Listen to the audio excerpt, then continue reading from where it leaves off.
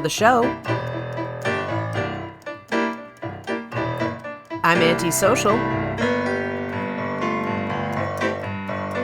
And this is the Antisocial Network. I want to talk to her, but my face is up against the wall.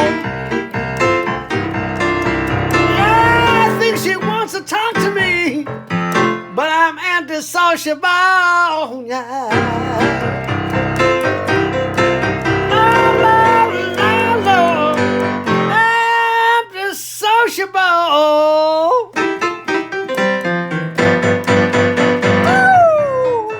This week, I'm talking about the effort in California to recall Governor Gavin Newsom and how important it is that we put a stop to it.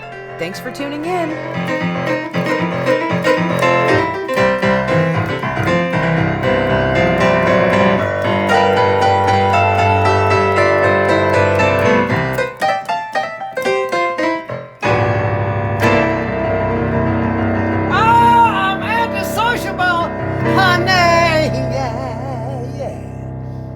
Hey y'all, this is going to be a short episode, but I just need to talk about the recall effort happening in California right now.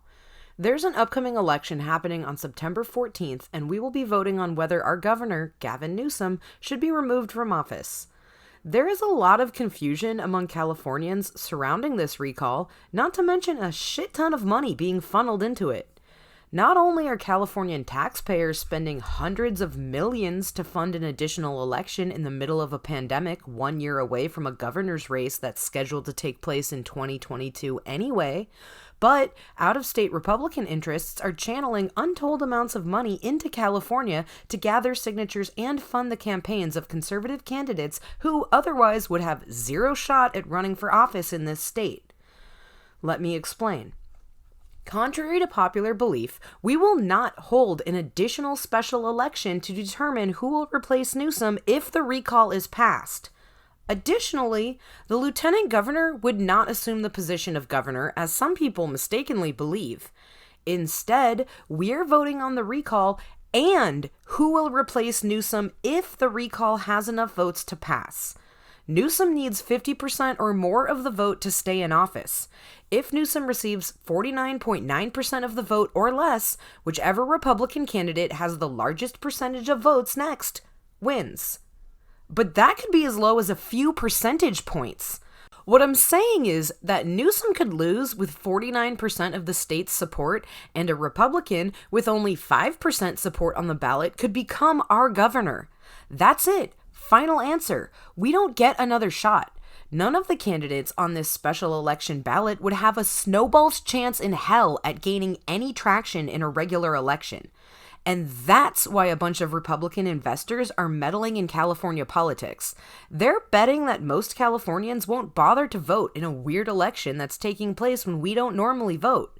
Additionally, many Californians are banking that we're too progressive to ever end up with a Republican governor. But guess what? This is exactly how we ended up with Arnold Schwarzenegger, via a recall election of Governor Gray Davis, also funded by Republican interests wanting to take advantage of a complacent electorate.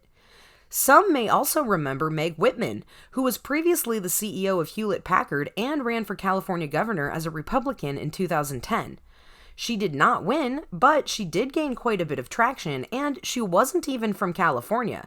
A New Yorker, Meg Whitman had infiltrated our state's race for governor with out-of-state Republican, and more specifically, Mormon money. While liberal Californians are sitting back on their haunches, confident in our state's progressive policies, Republicans are mobilizing against us with the money of out-of-state investors who want to benefit from turning California into a red state. And that's one reason why the whole country should be worried about this. Not only is California's economy the largest of any other state, but if it were a sovereign nation, California would have the 5th largest economy in the world, ranking ahead of even Germany and India. We have the entertainment industry and Silicon Valley. The Port of Los Angeles handles 37% of all imports and 21.7% of all exports from the country. Despite having less than 4% of the nation's farmland, California is also the largest producer of food in America. There are a lot of nefarious people who would like to be able to control California politically and, in turn, financially. If the recall effort was successful, our mask mandates and COVID restrictions would surely be lifted immediately and there would be no shot at unemployment extensions, despite the Delta variant hitting us just as hard or worse than the initial COVID outbreak. And who knows how this could affect us environmentally? Being a coastal state with a lot of industrial pollution and lax regulations on spills into our oceans as it is, whatever shit candidate with 10% of the vote or less or whatever cannot be good for California and has the potential to inflict years or decades of damage in only a year. There are plenty of reasons to dislike Newsom. I can get on board with that. But our state deserves a governor with more than a few percentage points of the vote. We deserve to vote on a governor with an informed electorate who has all the facts on the election and the candidates. If we want to vote Newsom out, we need to vote against this recall now and then vote on real candidates next year, like we were already scheduled to do. Otherwise, we will get stuck with some fuckwad that no one wants. Right now, so many Californians still don't understand how crucial this election is or what the consequences could be. We're actually looking at a 50% possibility we could lose the state to Trump-funded Proud Boy-type losers who have no business meddling in the state of California to begin with. @Travis Helwig tweeted about this, saying, "There will not be a single person on the right who sits out this recall, but there's about to be a whole bunch of folks on the left who do. But climate policy, COVID policy, and the U.S. Senate are all at stake if we don't turn out." To Californians who are eligible to vote in this upcoming election, our state needs you. As the Orange County Coalition for Housing shared on their Instagram, this effort to stop the recall is not about partisan politics. We oppose this recall because it's an attempt to undermine and reverse advances, including those for immigrants' rights, gender equality, racial justice, LGBTQ rights, criminal justice reform, and students' rights. With so much at stake, we cannot be silent. If you vote by mail, please return your ballot as early as possible. If you can vote early starting September 4th, please do so. If you cannot, start making plans right now to vote on September 14th.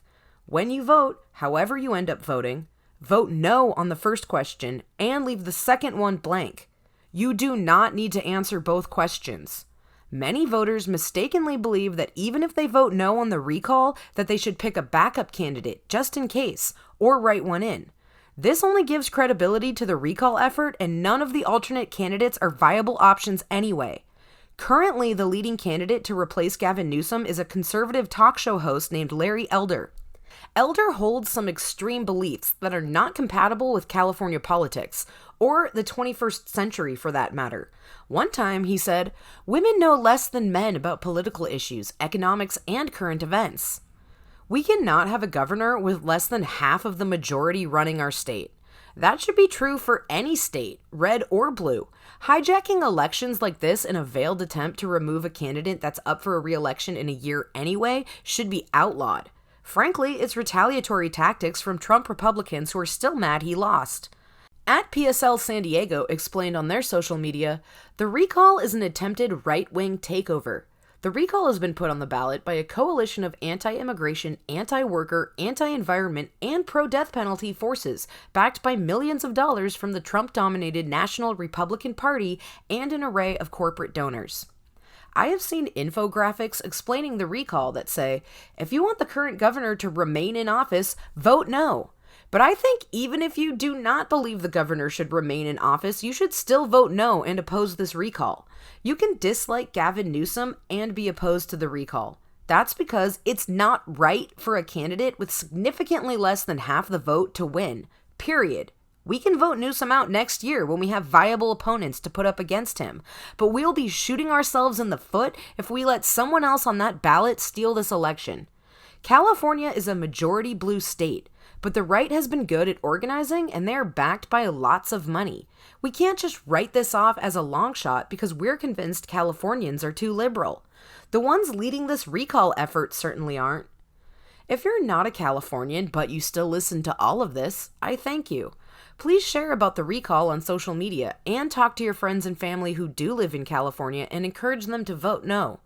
California politics tend to have a ripple effect across the country, and this could be detrimental to us all.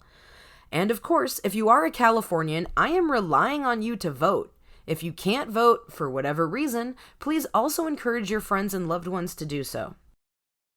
That's my show for this week. I'm Antisocial, and this has been the Antisocial Network. If you want even more access to me, Antisocial, follow me on Instagram at the Antisocial Network. To support my content creation dreams and to receive 2 bonus episodes a month, subscribe to my Patreon for only $5 at patreon.com/theantisocialnetwork. And for a limited time, new patrons will receive Antisocial Network stickers and a top-secret handmade zine made by me, Antisocial. To send me voice memos or to submit your own funny fake ad that I might use in my podcast, download the Anchor app and find my show there. As always, new episodes are available in the free feed every week. See you next Wednesday. Later. I think I'm a nice guy, but I'm antisociable, yeah. Antisociable.